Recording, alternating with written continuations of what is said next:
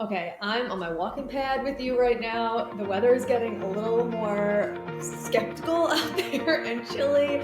So, I'm still taking my outdoor walks, you already know, but we're walking and talking today, getting those steps in. Maybe you're walking with me. I'm excited to talk to you about this because I actually did a post on this on Instagram and it was like really resonated with people. So it's like, okay, let me bring it to the podcast so this lives on here forever. And it's really just about the fertility advice that I'm never going to change my mind about, right? There might be some things over the years that like I shift on and, whatever. But to be honest, the majority, almost like 90% of the stuff that I've always been talking about, I'm not going to change my mind on because it's just really how we support the human body, right? It's never like, I'm never coming here with surface level things or like, oh, a new hack or a new strategy we're figuring out that's like, going to help support your fertility. It's like, no, we're really just talking about how to basically optimize our bodies as humans, which is then going to translate into boosted fertility. But we are going to be talking about how many things over here? 8 things to like advice that I'm not going to change my mind on, right? There's going to be like a lot of different resources and stuff too. So all of that will be linked in the show notes for you. So you could find it there. And also 2 things before we get into this. Number one, if you have a question you want answered on the podcast, put it in the type form below. There'll be a link. You click on it. It's just a little form. I don't even know if you have to put your name. It could be totally anonymous, doesn't matter. And you just type out your question as many details as possible so then I could answer it on the show. We do like Q&A episodes and I want to hear from you what specific topic or a specific question you want me to answer for you. So that link is going to be in the show notes for you. You could always put a question in for that. I definitely want to do another Q&A before the end of the year. So submit your questions. And secondly, if you haven't yet left a review on the podcast, I would be so grateful for you if you did. It really helps the show grow. Obviously, I want this information in as many hands as possible, and I so appreciate you sharing it on Instagram, sharing it with your friends and your coworkers and your family. Like, it means the world to me when you do that. Also, doing a rating and review really helps it get into the like hands of other people. Like, we'll recommend it to people who are like looking for fertility advice and all that stuff. So I would so appreciate it. Thank you in advance. Okay, let's get into the show. So fertility advice I'm never going to change my mind on. You're probably going to know some of these if you've listened to the show before because it's things that I'm always talking about, but it's really going to be helpful to have it all in one episode. So number one, fasting, okay? Reproductive aged women who are actively trying to conceive, preparing to start trying to conceive, are pregnant or are postpartum, are not meant to go 3+ hours in the morning without food. Okay. This also goes for skipping meals like throughout the day, right? Going 5+ hours without meals, like 5+ hours without eating throughout the day.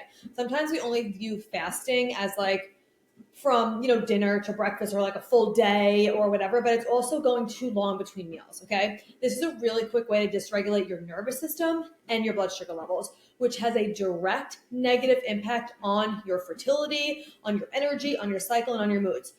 If you've listened to this episode for a hot second, you have likely heard me talk about blood sugar regulation and nervous system regulation. Okay, those 2 areas are the first 2 areas I always work on with my clients because they are going to give you the biggest bang for your buck. Those 2 areas need to be in place for any other thing to work and to be optimized in just your whole body, but also in your fertility.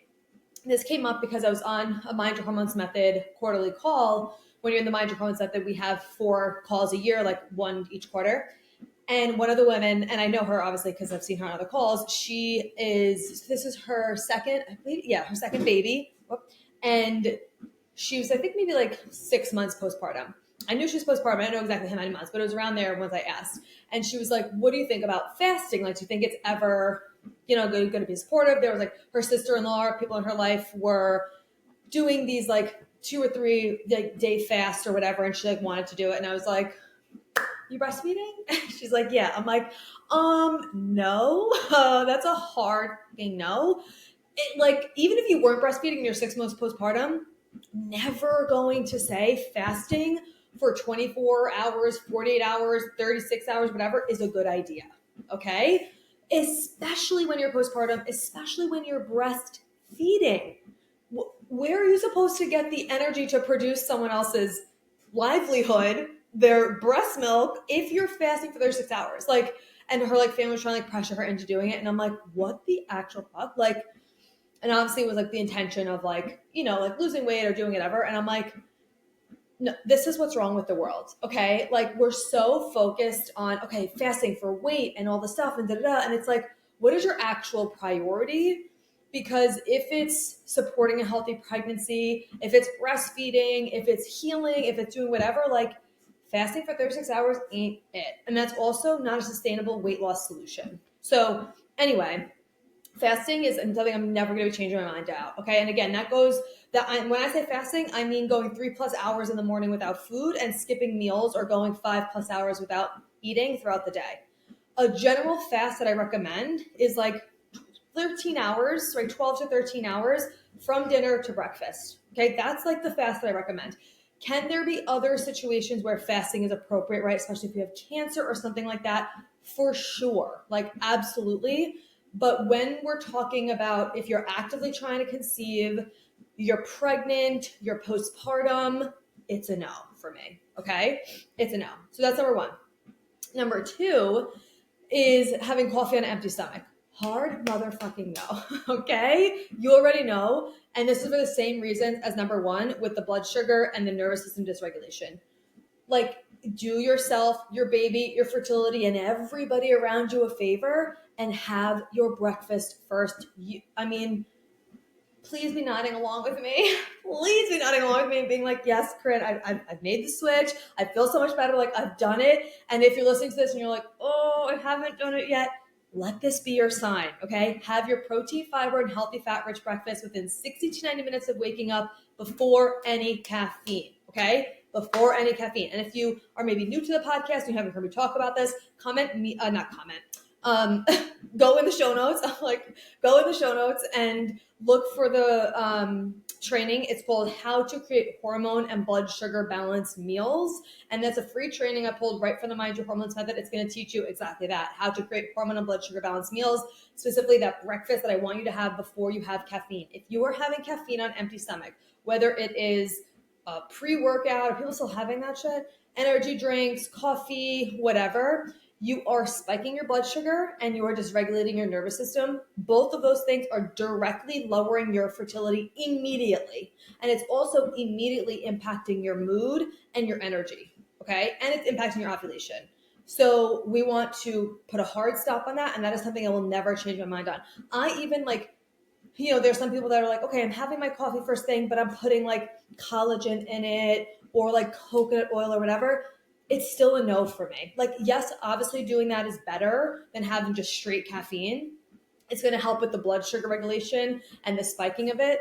But for me, still, I want you to be having your electrolyte water in the morning, specifically, obviously, like high quality electrolytes, like instant hydration or minerals and chill. Those are my top two favorites. Then your warm lemon water, your breakfast, and then you can have your coffee. Okay. Yes, it's definitely better to have at least some like protein or healthy fat or whatever in your coffee, but it's still like, that's not what your body needs when you first wake up. It needs hydration. Coffee's not hydration. We need to hydrate our body to help support our bowels so they can move through, get rid of the toxins, excess hormones, and metabolic waste, feed your brain, wake you up, give you natural energy. Like, the coffee, even if you're having something to help with the blood sugar side of it, it's still not going to be as supportive for you as you want it to be. So that's number two advice I'm never going to change my mind on. Number three, again, never change my mind on this, intense cardio, only doing HIIT, boot camps, spin classes, etc. If your only form of exercise is killing yourself at the gym with intense cardio, with sweating, trying to burn the most calories and thinking that you have to like burn an intense sweat and work out so hard to see any results physically, you are, first of all, you don't, that's not true, number one, but also you're negatively impacting your fertility by adding more stress to your plate. Chronic underlying stress is one of the biggest contributors to cycle and fertility issues.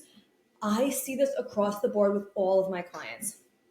It is generally easy and very simple for you to take certain supplementation, for you to, switch your breakfast, have the coffee after, shorten your meal times in between meals. Like, it's easy for you to do those things. What's hard is to actually make changes that are going to stabilize your blood sugar. Regulate your nervous system. And that's going to be different than what you're used to. For example, it's going to be way harder for you to mentally wrap your head around doing a slower, more regulated workout regimen rather than killing yourself if that's what you've been used to, because we have been programmed to think that we need to kill ourselves in order to see results physically, like when it comes to working out. That is not actually true, okay? And the stress that your body is under from that, on top of the mental stress of trying to conceive, of your job, your career, your business, maybe your children you currently already have, your relationships, living in this crazy motherfucking world that we're currently living in, when we're adding more of that chronic underlying stress, it is the biggest contributing, I would like argue to say the biggest contributing factor to fertility issues. There's so many of them, so it's like hard to be like, what's the biggest? But when I'm looking at my clients, this honestly is the biggest one, because they're making the other changes and it's easy for them to do that, right? Adding workouts that completely fuck your nervous system to your already full life with other stressors is a hard no for me. Hard no for me. I want you to, especially if you're someone who has thyroid issues, which a lot of my clients do too, I want you to focus on movements that build strength, right? So you could still do like your weighted workouts, but slow weighted workouts that like, I literally, this is what I want you to focus on. When you're going to start a workout, I want you to focus on building strength, nourishing your nervous system, supporting your pelvic floor health, reducing inflammation, and adding flexibility. So often we're just hearing too, like, oh, we just have to like lift a lot of weights. Like you have to lift heavier, like weightlifting is the only form of exercise that's actually helpful. It's the only way to build muscle. It's the only way to support, your metabolism and later in life and all this bullshit. And it's like, yes, strength training is helpful for all of that. And I'm obviously not going to deny that. That's definitely true. And also, where's the focus on pelvic floor health? Where's the focus on reducing inflammation? Where's the focus on flexibility? Like if we're just sitting here doing hard, 70-pound, I don't do this shit. So I don't know what it's called, leg thrusts, hip thrusts, whatever the fuck, doesn't matter. Like, are you also focusing on your flexibility for longevity? Are you focusing on reducing inflammation? Like what else are you doing? Sure, lift your weights, but also add in some yoga, add in some mobility, like add in some pelvic floor health, things that are going to nourish your nervous system, that's going to support your body overall. We have to look at this holistically. I actually recently started doing, it's probably been like 2-3 months now, Be the Method. I don't have a code for you. If I ever do, I'll put it in the show notes, but at this moment, I don't. But it's called Be the Method. It was a shift for me. Like it was definitely a shift for me to even like, and I'm someone who always does like Pilates and things like that and yoga. I sometimes will do some strength training, but I'm more of a Pilates yoga person. And this was even like kind of slower than that. And it was a big shift for me mentally. But when I tell you, I never feel sore in places that I shouldn't feel sore in after these workouts. Like a lot of times with my other Pilates and stuff, my like hip flexors would hurt, or I'd get like my neck or shoulder would be off or something, whatever.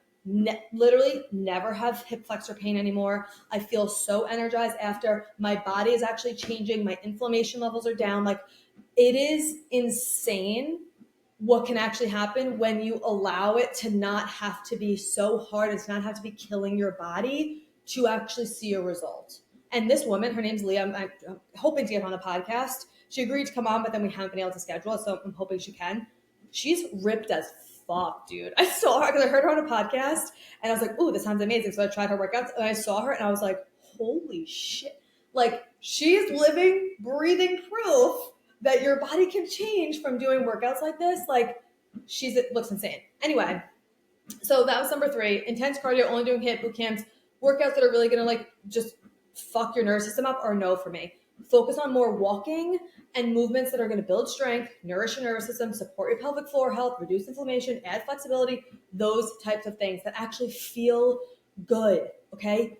You don't need more stress on your plate, okay? That's number 3. Number 4, switching over your beauty and household cleaning products. I mean, this goes without saying. We already know about this. There are thousands of endocrine disrupting chemicals that are in products today, like linked to fertility issues in conventional beauty and household cleaning products. There are also things that are linked to cancer and not reproductive disorders, yes, that too, but respiratory issues like asthma. Like, you already know this. Make the swap. Make the swap. Maybe you've already swapped certain things, but maybe you're holding on to like that one MAC lipstick or that one beauty product that you're like, I can't switch it. Switch it. Switch it, switch it, switch it, especially for things that are going on your skin and also what you cook your food in.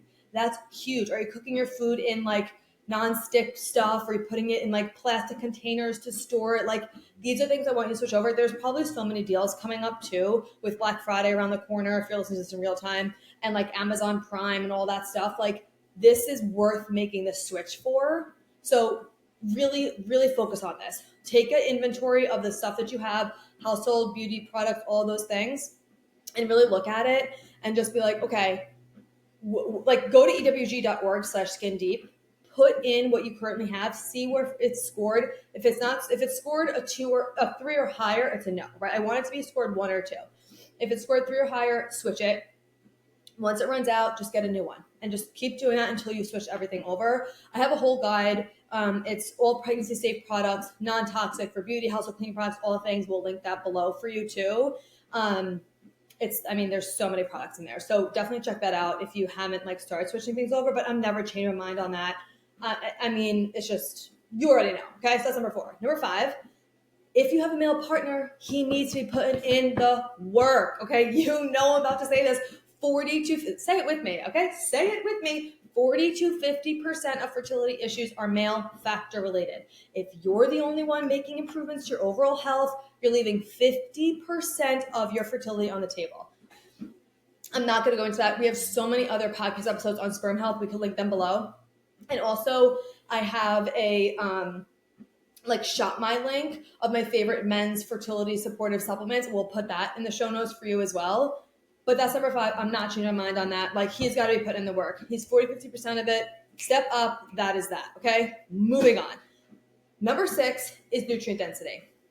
No, you cannot get all the nutrients you need from food alone, period. Okay. And you also cannot get everything you need from a multivitamin or prenatal that you got from Whole Foods, from CVS, or from Amazon. It's not cutting it. Okay. It is absolutely not cutting it. So you need to make sure that you are actually taking something, not just one thing also, but that is third-party tested, has nutrients in abundant amounts that are absorbable, that your body can actually absorb it. There's so many forms of nutrients that are in supplements that your body can't actually absorb, okay? Your ovaries need specific nutrients to function. Your egg quality needs specific nutrients to improve and to stay healthy. Your mitochondria, the energy centers of your cell, need specific nutrients to function and to support your entire body. So many people will demonize supplements because the supplement industry is like $1 billion industry now. I don't know. I'm just making that up, but I'm assuming it is. And there's so many out there that are so shitty that aren't doing anything for you, right? Like, there's so many out there. So I understand the skepticism of it, but especially when it comes to fertility, you have to be taking quality supplementation, period. Okay. Like, you just have to. 95% of women who take a prenatal though are still nutrient deficient because the majority of the supplements on the market are complete fucking garbage. Complete garbage. So look in the show notes too. I'll put my favorite fertility supportive ones in a link below there for you as well. No, it's not CoQ10. It's not inositol. It's not Vitex. It's none of those, because those are not actually the ones that are really going to make the biggest difference for you. So I'll put that in the show notes for you. So we also have a supplement masterclass that is part of the Mind Your Hormones method, but it's also like you can get it separately. And it goes through all different protocols for when you are actively trying to conceive, when you're pregnant, all the different trimesters, because things do need to shift from trimester to trimester, postpartum, men's fertility, getting off birth control, PCOS, endometriosis, like all the things. Like, there's videos for each one. There's a whole ebook of it. Like, it's so comprehensive. So if you want like the full breakdown of everything and like why it's important to take all of these, because I want you to actually understand what it's like, how it's being utilized in your body and why they're important, how to take them, right? Because it's also really important, the timing of day, with food, without food, the dosages, the brands, the whole thing. So I'll put the link for the supplement masterclass in the show notes for you too, if you're interested in that. Okay, the 7th thing, stop wasting your time with blood work. Never change my mind on this, okay? Blood work is not accurate when it comes to your hormone levels. The normal ranges are not optimal ranges. If you get something, this is a perfect example. One of my trying to conceive accelerator clients, she just gave me some blood work to look over, and they were checking her thyroid, so they checked her TSH. First of all, red flag. If you're getting your thyroid checked, you need to not only get your TSH, but your T3, your T4, your reverse T3, your reverse T4, your free T3, your free T4, your antibodies, the whole thing. Okay, seeing just TSH is literally pointless. Literally no point in just doing that. Okay, because you need to see so much more. That being said, they only checked your TSH. Okay, so I'm looking at it. It said it was in normal ranges, and it was like a 4.03. That is so incredibly high, right? And also you need to see everything else to really get an accurate picture of this. But like, I want your TSH to be between like 1 and 2.5, the highest, okay? So again, but this was, she's like, oh, but it's normal. And I'm like, oh, no. No, 4.03 is not normal. That is way high. So the normal ranges they give you are not optimal. And on top of it, it only shows a snapshot in time. And a lot of times they test hormone levels at the times that like you shouldn't be getting them tested. Like you have to test them at specific times. So anyway, if you do want to get labs done, like blood work is great for like nutrient levels, right? It's good to see like your vitamin D, your B12, your iron, things like that. That's where blood work comes into play. And like your cholesterol, like that shit. But if you're talking about hormone levels, you need to focus on functional labs, like a stool test for your gut and or Dutch test, okay? If you have gut issues, I would definitely recommend doing a stool test first, because if you have gut issues, that is going to impact your hormones. So if you're having gut issues, whether it's constipation, chronic bloating, acid reflux, diarrhea, pain in your abdomen, rashes all over your skin, like you've just had gut issues for a long time, get a stool test first, because that's going to correct a lot of the hormone issues you likely have. And then you could always get a Dutch test if you want to optimize things. But if you don't have any like stomach issues, then you could just go right for the Dutch test. But those are the functional labs that I would recommend. I obviously have always used Gut Personal. I love them. I recommend them. If you're listening to this in real time, they like around the holidays, they are having their one and only like biggest sale of the year for that. So I would definitely check that out. And I'll put it in the show notes for you. You always get a discount with my code. So you could always use code Corinne and you get a discount on both the hormone and the gut test with code Corinne. But again, check it for the holiday sale they're likely doing, okay? But this brings me to number 8. Before you even do the functional testing, you need to do this. You need to focus on optimizing the systems in your body that are actually directly connected to all of your hormones, okay? With nutrition and lifestyle, aka healing the root cause of any hormonal imbalance you have. Doing this is going to correct the majority of the imbalances you actually already have going on, so you can get functional labs done after this to heal whatever is left over. I always recommend the Mind Your Hormones method and say, okay, go through that for 3 months before you even consider investing in like functional testing, because it's going to correct so much of it. And then you're going to have less to worry about, less to, optimize after the fact. Okay. Obviously, this is where the Mind Your Hormones method comes in. The exact steps you need to take that's helped hundreds of other women naturally get pregnant, regulate their cycle, get rid of cramps, PMS, the whole thing. You can use code podcast for 10% off of that. But don't just get labs done if you aren't already following these foundational things that you need to be doing in your diet and your lifestyle and your supplementation, because it's going to correct so much of the problem already, okay? I know that was like a lot just crammed into one episode, but really these are things I'm never going to change my mind on, and these are things you need to focus on. Stop getting so lost in the consumption online of teas, lubes, pomegranates, detoxes, parasite cleanses, all this bullshit.